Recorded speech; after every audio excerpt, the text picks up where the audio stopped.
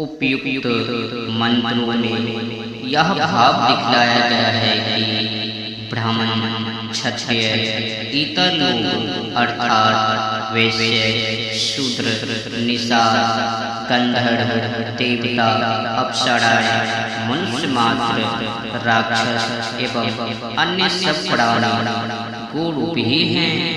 संपूर्ण जनता हृदय से समझे कि हम सब मनुष्य गो माता के ही अंग हैं। इसीलिए इस मंत्र की अवतारणा की गई है।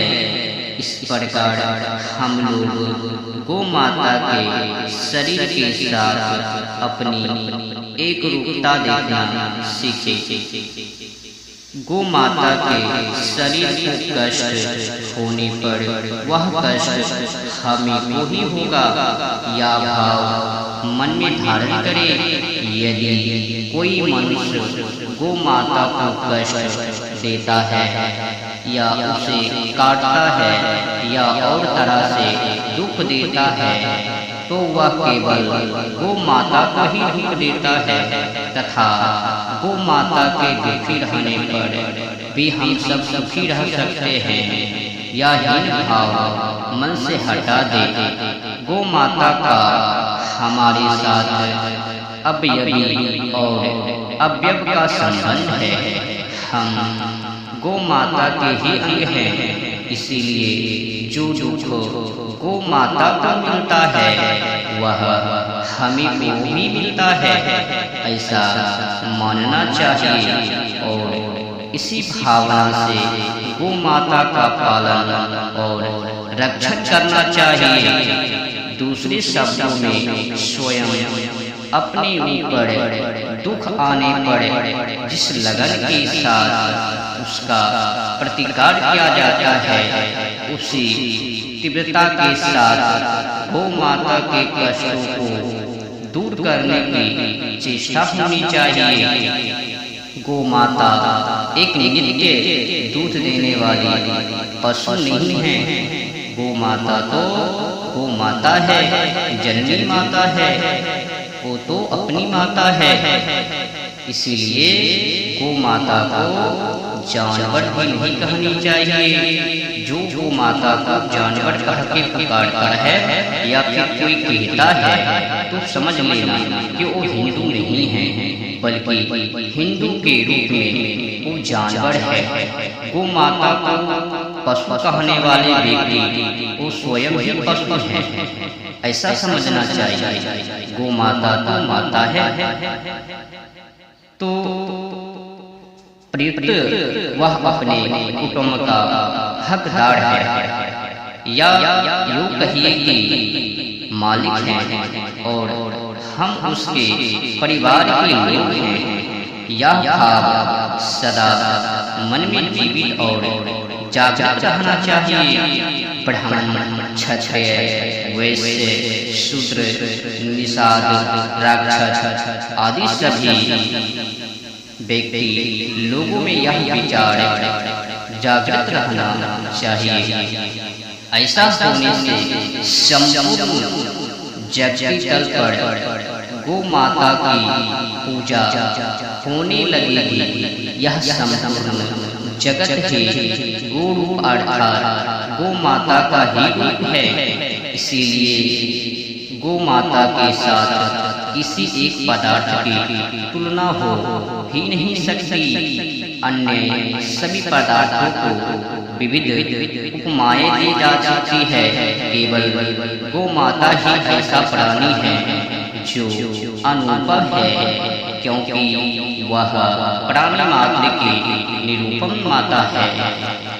मानव वंशों का पालन करने वाली है ना, और मानव मात्र उसके अवयव है। पाठक यदि विचार करे और गो माता के उपकारों का मनन करेंगे तो वेद का यह कथन ठीक तरह से उनकी समझ में आ सकता है।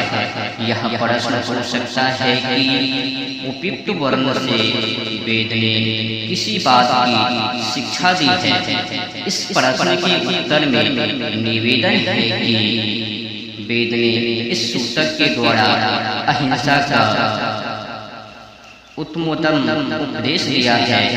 मनुष्य तो क्या, कोई भी प्राणी अपने आप की हिंसा कदापि न करेगा। सिंह या अन्य हिंसक जंतु दूसरे जीवों को मारकर खा जाते हैं ना, राक्षस भी मनुष्य आदि प्राणियों को खा जाते हैं, परंतु दूसरे के मांस पर निर्भर करने वाले एक क्रूर प्राणी आध्यात्मिक भूख लगने पर भी अपने ही देह अवयवों को कभी काटकर नहीं खाते। अतः इस स्वाभाविक प्रवृत्ति को लेकर ही वेद मनुष्य को इस सूतक के द्वारा गोमाता और बैल के मांस से पूर्णतः निर्मित करना चाहता है। यह बात उपयुक्त वर्ण से स्पष्ट हो जाती है जब संपूर्ण हृदय से मनुष्य अपने आप को गौ के शरीर के अवयव मानने लगेंगे, तब वे लोग गोमाता या बैल का मांस इस तरह खा सकेंगे, क्या खा पाएंगे? जब मनुष्य का दृष्टि पवित्र होगा, नहीं खा पाएंगे। दृष्टिहीनता के ही कारण मनुष्य पाप रूपी बंधनों में बांध जाते हैं ना। अज्ञानता रूपी से मनुष्य जानवरों को काट कर खाते हैं। अगर मनुष्य का वो अज्ञानता समाप्त हो जाता है तो फिर गोमाता को, जानवरों को, पंछियों को वो काट कर, तो आगे की वर्णित मैं करता हूँ। तो अपनी मनो को पवित्र रखें ताकि एक दूसरे का दर्द समझ सके। तो कोई भी जीव अपने शरीर का मांस नहीं खाता, औरों की तो बात ही क्या करे। निरे अमीष भोजी अथवा नर मांस भोजी मनुष्य भी अपने शरीर का मांस नहीं खाते। इसीलिए जो मनुष्य अपने आप को गौ माता के शरीर का अवयव मानेगा, वह गौ माता का मांस भक्षण से पूर्णतया निर्वित होगा ही। देखिए कितनी प्रबल युक्ति से वेद ने लोगों को मांस भोजी राक्षस श्रेणी के लोगों को भी निरामिष भोजी बनने का यत्न किया है। यह कितनी प्रबल युक्ति है ना, कि यदि इस प्रकार का विचार मन में सदा के लिए स्थिर हो जाए, कभी कोई गौ मांस खाएगा ही नहीं।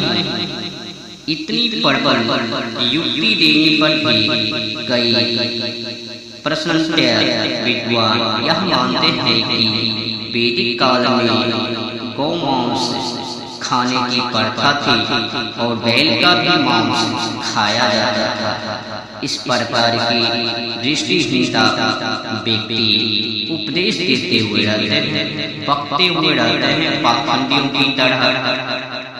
अच्छा, ऐसा व्यक्ति क्यों बोलता है? कारण है ना, भोगी जो व्यक्ति होते हैं ना, वो व्यक्ति यही उपदेश को देते हैं, एक प्रथा वो प्रथा। अब तो उनका मन अपवित्र हो चुकी है ना, जानवरों को, पंछियों को खा कर बुद्धि को भ्रष्ट कर लिया है ना। तो इस प्रकार की उनकी भावना है। तो मैं उन लोगों से हमारी प्रार्थना है कि वो इस प्रबल युक्ति का अधिक विचार पूर्वक मनन करें और इसके बाद अपना मन स्थिर करें। गौ माता मुझसे भिन्न नहीं, मैं उसके शरीर का एक भाग हूँ। इसीलिए मुझे जिस भी प्रकार से अपनी रक्षा और गौ माता की रक्षा करनी चाहिए, उसी प्रकार गौ माता की भी रक्षा अवश्य ही करनी चाहिए। यह कितनी उच्चतम उपदेश है पाठक, इस उपदेश का महत्व समझिए। दुराचारी मनुष्य भी जिस समय किसी स्त्री को माँ कहता है, उस समय उसकी दृष्टि में तत्काल पवित्रता आ जाती है। किसी को माता कहने पर तात्पर्य है कि उसे पवित्रता की दृष्टि से देखा जाए। गौ माता को माता कहने का अर्थ यही है कि उसे हम पवित्र एवं पूज्य दृष्टि से देखें। गौ माता हमारी परम पूजनीय, वंदनीय एवं पालनीय माता है। यह भाव हमें हर समय जागृत रखना चाहिए। पाठक इस सूत्र का मनन इसी दृष्टि से करें। इंद्रादि देवगण जीवित और जागृत गौ माता के हृदय में है। जहाँ इंद्रादि देव रहते हैं वही स्वर्ग है, अर्थात गौ माता ही स्वर्ग है। यही भाव पूर्वोक्त सूतक के चतुर्थ मंत्र में कहा गया है। इस भाव इस समय हिंदुओं के मन में बीज रूप से देखे जा सकते हैं। यद्यपि इस समय पुराण में अथवा नए विचार के हिंदू हम अथर्ववेद के सूतक को जानते भी नहीं हैं, तथापि उनके अंदर प्राचीन काल में वैदिक धर्म के संस्कार रहने के कारण उनके मन में ये वैदिक संस्कार युक्त अवस्था में इस समय दिखाई देते हैं। वे गौ माता को माता कहते हैं। गौ माता के शरीर में नाना देवताओं का निवास मानते हैं, किंतु यह सब मानते हुए भी उनका आचरण ऐसा होता है मानो वो यह कुछ भी नहीं जानते। इसका कारण उनका धर्म विषय अज्ञानी है। यदि वेद का यह उपदेश उनके मन में जागृत रहेगा तो वे गौ माता की रक्षा भली भांति कर सकेंगे। गौ माता के जिस गौरव का वर्णन इस सूतक में हुआ है, वह गौरव जिस काल में जनता के मनों में रहेगा होगा, उस काल में गौ का वध असंभव था। इस बात को अब अधिक विस्तार से कहने की आवश्यकता